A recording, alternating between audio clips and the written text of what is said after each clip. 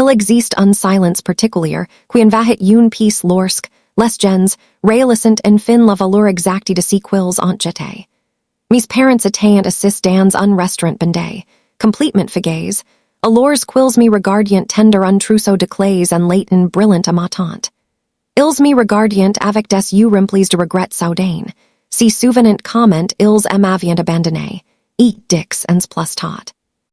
Il y a 10 ans, m'avait essayé réduite à la banquette arrière d'une berline cabossée. J'avais seulement 23 ans, complètement fauché et, sans économies ni emploi. La spirale terrifiante a commencé un mardi matin, pluvia lorsque mon propriétaire m'a délivré l'avis d'expulsion final, après des mois de luttes désespérées. Au coucher du soleil ce soir-là, chaque objet que j'y possédais était entassé dans mon coffre. Je me sentais complètement dépoilé, et, de ma dignité et totalement seul, et au monde. Naturellement, j'ai conduit directement chez mes parents, car c'est si que les enfants s'attendent à faire un casse de crise majeur. Je me suis assis, et à leur table de cuisine polie, les larmes coulant sur mon visage, suppliant pour un endroit temporaire où me reposer. Ma mère Diane, n'avait pas l'air triste ni compatissante, mais paraissait plutôt incroyablement agacée par ma présence. Elle m'a froidement rappelé mon âge adulte, commencé à avoir 23 ans résolvait automatiquement le sans-abrisme. Mon père, Richard, si contentait d'acquiescer en déclarant que cette dure expérience forgerait une vraie maturité et m'enseignerait la responsabilité. Puis mon frère aîné, Brandon, est entré dans la pièce avec son sourire arrogant habituel qui affichait son statut d'enfant préféré. Il a regardé par la fenêtre ma voiture chargée et éclaté de rire, si moquant de mon désespoir. Tout la pièce ss joint à ses rires, y compris ma propre mire. Jeannie leur demandais pas d'argent, seulement une place sur leur canapé pendant quelques semaines pour me remettre. Mon père a secoué la terre en prétendant quils, en avient pas de place, malgré trois chambers vides à l'étage. J'ai quitté leur maison, tremblant de humiliation, et j'ai sangloté, sans retenue derrière le volant. Alors que le désespoir s'installe, un numéro inconnu est affiché sur mon écran, et j'ai eu la chance de décrocher. La voix about du fil appartenait à ma tante Nora, la sœur cadette de mon père, à qui je n'avais pas parlé depuis des lustres. Elle m'a dit qu'elle avait entendu parler de la situation, et m'a dit de venir immédiatement. Nora vivait dans un quartier très modeste, dans une petite maison usée par le temps. Elle a ouvert sa porte avant même que je n'y frappe et m'a silencieusement tendu une épaisse couverture de hiver. Elle m'a prévenu, et que le sous-sol non aménagé était froid, mais pour moi, si sol en bâton ressemblait à un véritable sanctuaire.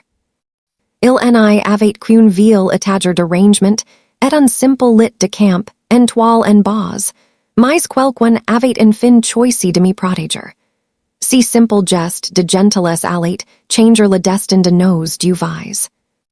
Le lendemain matin, tante Nora s'est assise en face de moi avec une show cafetière et un bloc-notes jaune. Elle m'a informé que je resterais chez elle jusqu'à ce que m'avait redevient complètement stable. Elle n'a offert aucun jugement, aucune leçon, aucune condition, si qui contrastait énormément avec mes parents. Nora travaillait de longues gardes de nuit dans une entreprise de facturation médicale, mais passait ses matinées à m'aider à chercher un emploi. Pendant que Nora offrait des solutions concrètes, ma famille n'y m'offrait que des messages, textes, passifs-agressifs conçus pour saper ma confiance. Brandon envoyait des messages si moquant de ma situation, tandis que mon père prétendait que son approche de tough love fonctionnait à merveille. 2 semaines plus tard, ma mère a appelé de nulle part, non pas pour prendre de mes nouvelles, mais pour me prévenir de ne pas trop m'habituer à la maison de Nora. Leur hostilité constante en a fait qu'alimenter ma volonté de survivre. Lors d'un dîner tranquille du dimanche, à base de pâtes et de vin bon marché, Nora m'a révélé un sombre secret concernant mon père. Elle avait en fait appelé le jour même où elle m'avait accueilli et, exigeant qu'elle refuse de m'aider. Apprendre que mon propre père avait essayé de me maintenir sans domicile a changé quelque chose au plus profond de mon âme. Nora Emma explique que mon pire lui en voulait parce qu'elle refusait de prouver son comportement toxique. 3 semaines plus tard, J.I. décroché un emploi de bureau débutant, et Nora célébrait cela, en me serrant fort dans ses bras, et en pleurant de joie sincère. Au cours des 6 mois suivants, J.I. obtenu une petite promotion et J.I. commençait à économiser de l'argent. Mes parents ont soudainement réapparu de nulle part, si montrant incroyablement fiers et exigeant que nous retrouvions pour déjeuner. Leurs véritables intentions sont devenues claires en 10 minutes, lorsqu'ils ont mentionné le nom de Brandon. Mon père a expliqué que Brandon lançait une nouvelle entreprise et a suggéré que je devrais investir mes économies comme capital.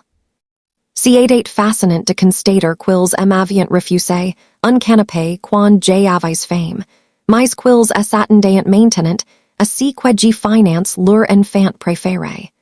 Nora est entrée dans la cuisine à ce moment précis. Elle a immédiatement compris la situation et a demandé à mes parents combien d'argent exactement ils exigeaient de moi. Mon père est mis sur la défensive, affirmant qu'il s'agissait d'une affaire familiale privée, mais Brandon a fièrement réclamé 25 €. J.I. regardait leurs visages pleins d'attente, J.I. sourit poliment, et J.I. prononçait un nom clair et ferme. Tout la pièce est figée car ils n'étaient absolument pas préparés à m'entendre me défendre. Ma mère me a pleurer, prétendant faussement qu'ils m'avaient aussi aidé, et, par le passé, ce qui était un peu délire. Après leur départ, Nora m'a fait asseoir et assorti un via dossier en papier craft d'un tiroir de cuisine. À l'intérieur du dossier s'y trouvait la copie d'un chèque de 40 € donné à Brandon. La date sur ce gros chèque correspondait exactement au mois où mes parents m'avaient dit qu'ils n'y pouvaient pas m'aider. Le dossier contenait des années de sauvetages financiers pour Brandon, prouvant que l'image de Hamado détecté de mon frère était un pur mensonge. Nora ensuite révélé que mes grands-parents avaient à l'origine été la maison où vivaient mes parents. Elle m'a aussi remis une vieille lettre écrite par ma défunte grand-mère. La lettre disait que Nora avait toujours pris soin des membres de la famille que tout le monde négligeait. L'air ces mots a fait battre mon cœur, car j'ai réalisé que ma grand-mère avait vu si favoritisme in just des années auparavant. Une décennie est écoulée après cette soirée émouvante. Et ma carrière professionnelle a littéralement explosé avec un immense succès financier. J'ai bâti une véritable stabilité, et j'ai fini par organiser un grand rassemblement familial sous prétexte de célébrer une étape importante. Tout le monde était présent, y compris mes parents et Brandon, qui en avaient toujours aucune idée du véritable, but de si dîner. À my chemin du repas, Brandon s'est levé pour porter un toast arrogant à mon sujet, disant que j'avais enfin réussi quelque chose dans ma vie. Ma mère chérie, prétendant qu'ils avaient toujours su que j'y réussirais, réécrivant l'histoire pour masquer leur cruauté passée. J'y suis resté parfaitement calme, j'y me suis levé et j'ai apporté une petite boîte en bois à Nora. Nora a ouvert la boîte pour trouver une seule clé argentée, et la pièce est devenue complètement silencieuse alors qu'elle chuchotait, non d'incrédulité. G.L.I. regardait, dans les yeux lui et dit que la maison flambante nouveauté officiellement la sienne. Mes parents semblaient complètement abasourdis, tandis que Brandon fixait la scène dans une confusion totale pendant que Nora versait des larmes de pure joie. J'ai annoncé que Nora m'avait sauvé la vie quand tout le monde m'avait abandonné, et mon père abaissait les yeux vers son assiette hontu, et a doucement admis qu'ils avaient commis d'énormes erreurs. Ma mère pleurait en silence alors qu'ils assistaient tous due, en direct, aux conséquences de leurs choix passés.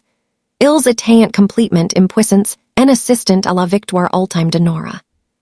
Plus tard ce soir-là, Nora et moi étions dehors regarder la couture du soleil, elle serrant fort ses nouvelles clés. Elle m'a demandé pourquoi j'avais fait cela, et je lui ai dit que c'était parce qu'elle m'avait traité avec dignité quand je n'avais absolument rien. Mes parents nous regardiant depuis la fenêtre, submergez par un regret silencia, si qui était la forme ultime de justice pietique. Prodiger la personne qui vous a soutenu, et, durant votre moment le plus sombre est la plus grande des réussites. Merci d'avoir regardé.